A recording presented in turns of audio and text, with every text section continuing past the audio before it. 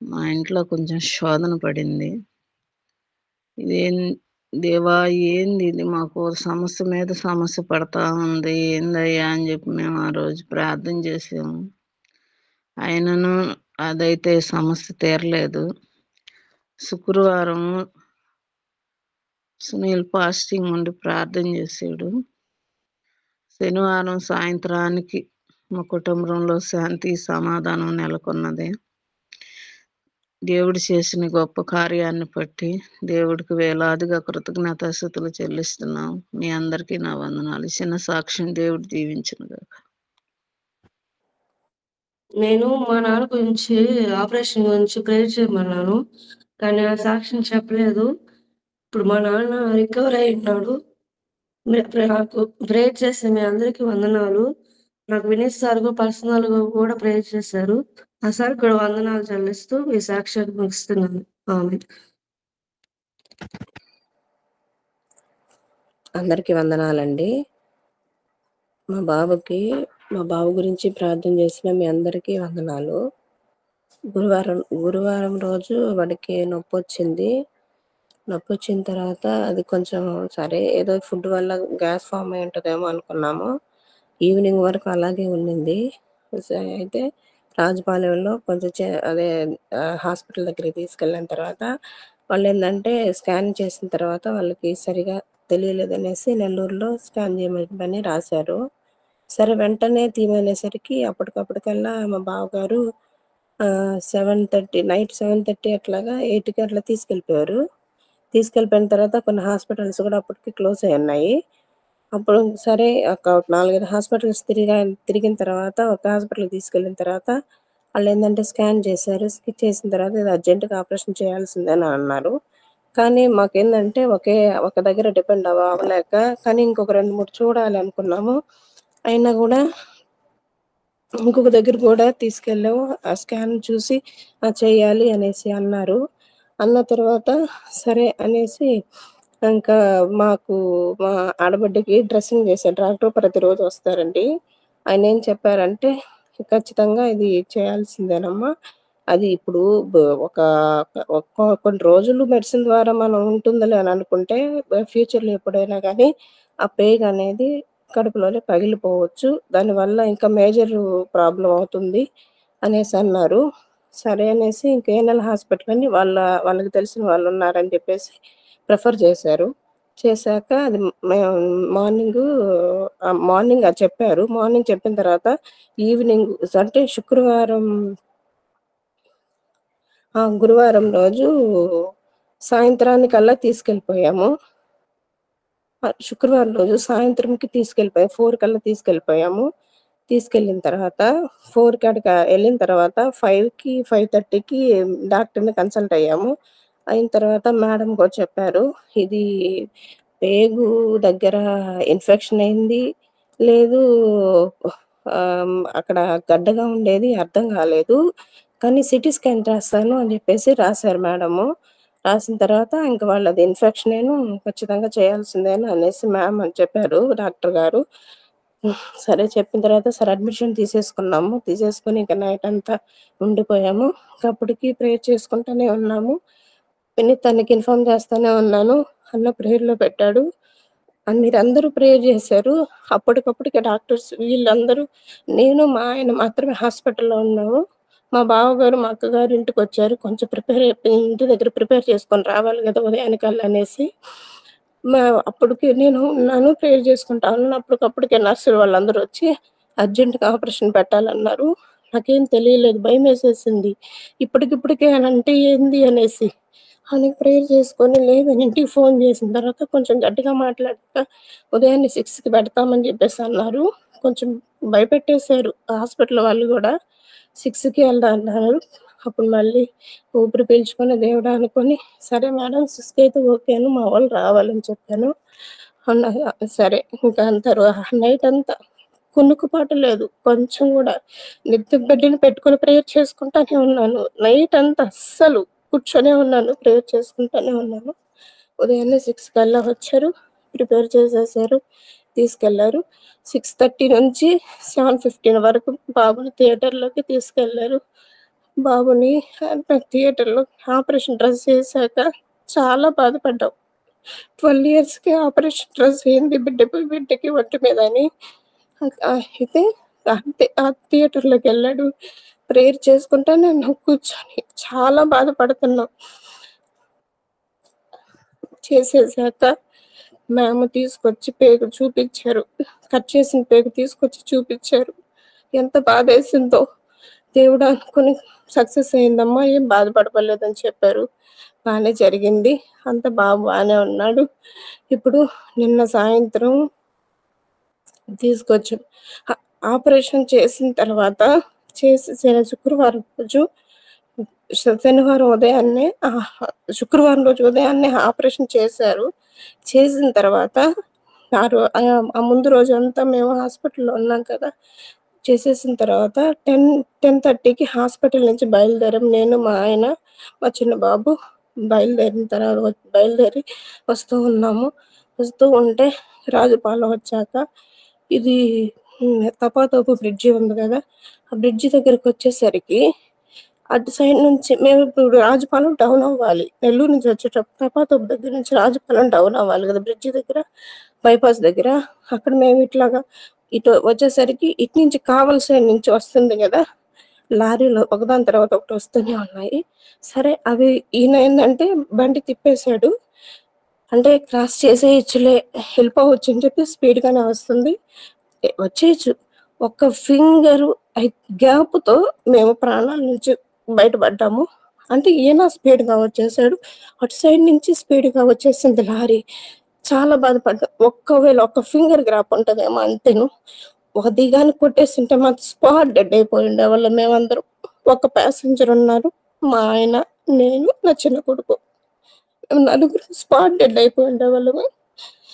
ప్రమాదం నుంచి దేవుడు కాపాడాడు. ఎంతగా అయిపోయామంటే అంతగా అయిపోయాం.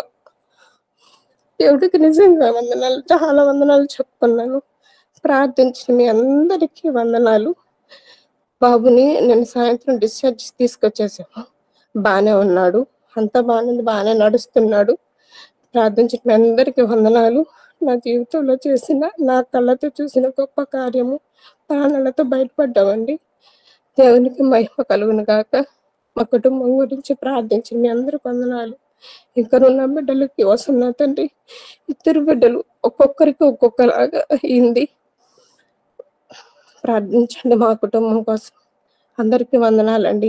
సాక్ష్యం దేవుడు దీవించగాక. ఆమేన్. ఈ సమయం ఇచ్చిన దేవాది దేవుడికి నా వందనాలు, దైవజనులకును చేరువచ్చిన టీం అందరికి నా వందనాలు తెలియజేసుకుంటున్నాను. నా సాక్ష్యం ఏంటంటే, మాది నాగరాజతోపు. ఇటీవల బాబుకి నెమ్ము చేరి ఐసీలో పెట్టుకున్నాము వారం రోజులు బాబుని. నాకు సేవకులు ఎంతో ప్రోత్సాహపరిచారు. టీంలో ఉన్న సేవకులు కూడా ప్రేయర్ చేశారు, బాగా నన్ను ప్రోత్సాహపరిచారు, నాకు ఎంతో ధైర్యం చెప్పారు. కానీ ఆ అబ్బాయికి ఏంటంటే వాళ్ళు పిడిచి వచ్చిన దానివల్ల మైండ్కి అటాక్ అయిందని చెప్పారు. దానివల్ల వాళ్ళు నరాలకి టాబ్లెట్లు రాశారు వాళ్ళు. నేనేం చేశానంటే వాళ్ళు నైట్ వేయమంటే నేను ఉదయం పొద్దున్నే అంటే 3 మాత్రలు వేసాను. అట్లాగా బాబుకి మూతి వంకర పోయేసి, నడు వంకర పోయేసి, కాళ్ళు చేతులు నీళ్ళుక్కోబోయాయి. అక్కడ చాలా బాధపడిపోయాను. అయితే నా దేవుడు ఒకటే మాట చెప్పాడు, వాక్యం చదువుకుంటా ప్రార్థన చేసుకుంటున్నా, ప్రభువా నాకు నువ్వు శ్రేష్టమైన బిడ్డలను ఇచ్చావు కదా ప్రభువా, ఎందుకయ్యా బిడ్డలు అయిపోతున్నాడు అని చెప్పి ఏడ్చాను. అయితే నా సేవకులందరైతేమి, నా టీంలో వాళ్ళందరైతే, ప్రతి ఒక్కరు, నా సహోదరులు అయితే అందరూ ప్రేయర్ చేస్తున్నారు నా బిడ్డ కోసం. నా దేవుడు ఒకటే చెప్పాడు, మిమ్మల్ని నేను అనాథలుగా విడవను అని చెప్పాడు. నా వాక్కును పంపించి నిన్ను బాగు చేద్దును అని చెప్పి దేవుడు ఎప్పుడైతే వాగ్దానం ఇచ్చాడో నాకు అప్పుడు ధైర్యం వచ్చింది. నా సేవకులు కూడా నన్ను ధైర్యపరిచారు. నా దేవుడు నా బిడ్డని సజీవంగాను సంతోషంగాను ఇంటికి తీసుకొచ్చాడు. బిడ్డకి ఇప్పుడు సంతోషంగా క్షేమంగా ఉన్నాడు, స్కూల్కి వెళ్తున్నాడు, జ్వరం తగ్గిపోయింది, నెమ్ము తగ్గిపోయింది, ప్రతి ఒక్క రిపోర్ట్ నార్మల్గా వచ్చేసాయి. దేవునికి మహిమ కలుగుగాక. నా కోసం టీంలో వాళ్ళందరూ ప్రేయర్ చేశారు కాబట్టి అయ్యా మీకు అందరికి వందనాలు తెలియజేసుకుంటున్నాను. మీ పేర్లు అయితే నాకు తెలియదు, కానీ ప్రభు నామను బట్టి మీకు అందరికి కృతజ్ఞతాస్తుతులు చెల్లించుకుంటున్నాను. నామంలో అందరికీ శుభాభివందనాలు. మా అబ్బాయి పెద్ద బాబు హైదరాబాద్ నుంచి వచ్చిన్నారు. వస్తే మా మా తమ్ముడు అంటే మా చెల్లెలు కూతురికి ఒక 2,00,000 కావాలంటే అబ్బాయి ఇచ్చాడు. ఇమ్మన్నాను ఇచ్చాడు. మమ్మీ నాకు అవసరమైతే నాకు కావాలి గదా! నా డబ్బులైతే లేవు. నేను హైదరాబాద్‌కి పోయేటప్పుడు నాకు ఒక 1,00,000 రూపాయలైనా వాళ్ళు ఎక్కడైనా ఇప్పియాలా? వాళ్ళ దగ్గరైనా కాదు అనన్నాడు. సర్లే నాన్న వాళ్ళ పొలాలు మనం చేస్తున్నాం. వేరే వాళ్ళు చేస్తున్నారు గాబట్టి పొలం ద్వారా అయినా ఇప్పిస్తానని ఊరికే మాట చెప్పాను. వాడు హైదరాబాద్‌కి కదిలాడు. కదిలేటప్పుడు ఒక మాట అన్నాడు. మమ్మీ నాకు డబ్బులు అవసరం వస్తుంది. నాకు 1,00,000 రూపాయలైతే కావాలా అన్నాడు. నేనేం చేశానంటే, సరే సరేను అని చెప్పేసి టూకీగా గమ్ముగా అయిపోయాను. ఈ పొలం ఒక 2 ఎకరాలు వాళ్ళు ఇచ్చున్నారు. ఇస్తే పొలం గల్లాయన కాడికెళ్ళి కొద్దిగా అవసరము వాళ్ళకి ఒక 1,00,000 రూపాయలు ఇవ్వండి అన్నా అని అడిగితే, అమ్మ ఇస్తాము ఇవ్వాలి ఖచ్చితంగా మీరు అవసరం కాబట్టి అడిగారు గదా అని చెప్పి ఖచ్చితంగా చెప్పాడు. నేను ఖచ్చితంగా ఆ బాబుతో ఆ మాట అన్నాను. నాన్న నీకెందుకు నువ్వు వెళ్ళిపోలే వాళ్ళు ఇస్తానన్నారు. 1,00,000 రూపాయలంటే వాళ్ళకేదో ప్రాబ్లమ్ వచ్చి వాళ్ళ పరిస్థితి బాగలేక ఏదో వాళ్ళ కోడలు ఏదో ఇట్లాగా కోర్టు కేసు అట్లా వేసిందని చెప్పి వాళ్ళు ఆమ్, పోలీస్ స్టేషన్ లో అట్లా తిరుగుతా ఉంటే బేబమ్మ చాలా పరిస్థితి బాగలేదు అని రియల్గా చెప్పేశాడు వచ్చి. అంటే 1,00,000 రూపాయలంటే ఇప్పుడు ఈ పరిస్థితుల్లో ఎవరు ఇవ్వలేరు. వాడి కాడుండే డబ్బులు ఊపేశాను. అప్పుడు నాకేం అర్థం కాలేదు. ఇంకా ఉండేది మా అన్నొక్కడేను. ఆయన పరిస్థితి కూడా బాగలేదు. పరిస్థితిలో నేనే ఎవరికి ఏం చెప్పుకోలేకపోయాను. వాడు ఒక మాట అన్నాడు. మమ్మీ ఎవరిని నమ్మి ఇప్పుడు 1,00,000 రూపాయలు ఇస్తానని నువ్వు కరెక్ట్ గా చెప్పావు. కాబట్టి వాళ్ళు ఎవ్వరు ఎవ్వరు కాబట్టి ఎవరిని నమ్మేదానికైతే లేదు. కానీ నీకు ఎంత సత్తా ఉందో నువ్వు పెద్ద ఇదిగా అని అన్నట్టుగా ఏదేదో మాట్లాడాడు వాడు. చాలా మాట్లాడాడు. తల్లిగా మాట్లాడే అంత ఇది కూడా లేదు. సంస్కారం లేదు. కానీ చదువు ఉంది కాబట్టి ఏం లాభం? చదువు లేకపోతే, సంస్కారం లేకపోతే చదువు వేస్ట్ గదా! కాబట్టి నాకు చాలా బాధేసింది వాడి మాటలకి. నేనొచ్చి ప్రభు దగ్గర వాడు అడిగినప్పుడు భలే మోకాళ్ళని ప్రార్థన చేశాను. ఎందుకు ప్రభు బిడ్డలేంది తల్లులను అడగటం? నేనెంత శ్రమ పడుతున్నాను. గత వారం 10 రోజుల నుంచి నిన్ను అడుక్కుంటూ ఉన్నాను. లక్ష నాయనా వాడు కాడు ఇల్లు లేకుండా పోతుంది. వాడి డబ్బులు నేను తీసేశాను. వాడు దేశం దగ్గరున్నాడు. వాడి పరిస్థితి బాగలేదు కదా! ఎవరికైనా బాధేను. వాడు మనసు మార్చు అన్నానే గాని నాకు డబ్బులు ఇవ్వమని అడగలేదు వాడు తిట్టిన తర్వాత. అట గమ్ముగా పండుకొని అలాగే ఉండి ప్రార్థన చేసుకుంటుంటే నాకు ఎందుకనో ఊళ్ళో ఒక తెలిసినోళ్ళు ఉంటే బండేసుకోపోయి 2 సార్లు ఇద్దరిని అడిగితే ఎక్కడ బేబమ్మా వస్తువులు కుదవబెట్టుకొని ఇప్పుడు ఇత్తనాలు అన్ని తెచ్చుకోవాలి కదా! ఇప్పుడుండే పరిస్థితుల్లో ఇత్తనాలు, పిండి, మందు అన్నీ తెచ్చుకోవాలి. మీకు తెలియనిదేముంది అని అన్నారు. చాలా బాధేసింది. అంటే ఎటు పక్క చూసినా ఏమి లేకుండా మూసుకోబోయింది. నాకెందుకు నా డబ్బులు మాత్రం నాకు 1,00,000 అయినా కావాలని వాడు వార్నింగ్ ఇచ్చాడు. కాగా ఒక్క వార్నింగ్ దేవుడేననుకోని నేను ప్రార్థించాను.